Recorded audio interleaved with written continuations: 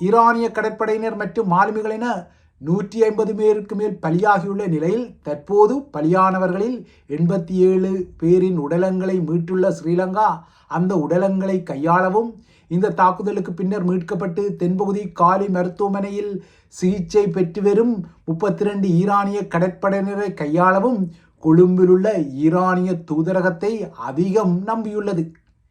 அமெரிக்காவுக்கு பயந்து கொழும்பு இந்த நகர்வுகளை செய்வது தெரிகின்றது.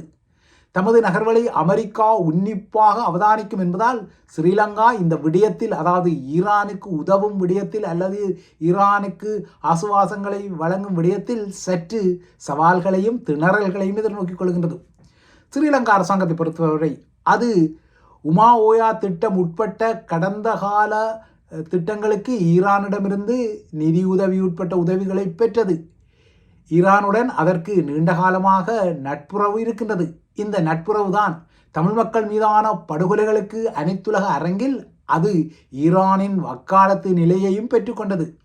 அமெரிக்கா அனைத்துலக கடற்பரப்பில் வைத்து அனைத்துலக விதிகளால் சட்டவிரோதமாக கருதப்படும் முறையால் ஈரானிய கப்பலை மூழ்கடித்து கொண்டாலும் அனுர அரசாங்கத்தால் அமெரிக்காவை கண்டனம் செய்ய இயலாது. ஈரானிய போர்க்கப்பல் இலங்கையின் கடல் எல்லைக்கு வெளியே இருந்தாலும் காலியிலிருந்து 44 கடல் மைல் தொலைவில் அதன் எக்கனாமிக் ஜோன் எனப்படும் பொருளாதார வலய கடற்பரப்பில் தான் இருந்தது.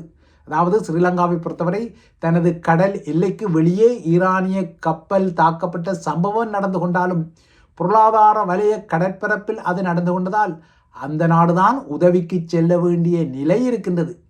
இதனால்தான் சர்வதேச கடல்சார் தேடல் மற்றும் மீட்பு ஒப்பந்தத்தின் அடிப்படையில் இந்த மீட்பு உதவிகளை ஈரானிய கப்பலை மையப்படுத்தி செய்ததால் அமெரிக்கா இந்த விடயத்தில் அதிகம் கோவிக்கக்கூடாது என்ற வகையில் அது நேற்று பம்மி பதுங்கி ஒரு பதிலை சொல்லியது.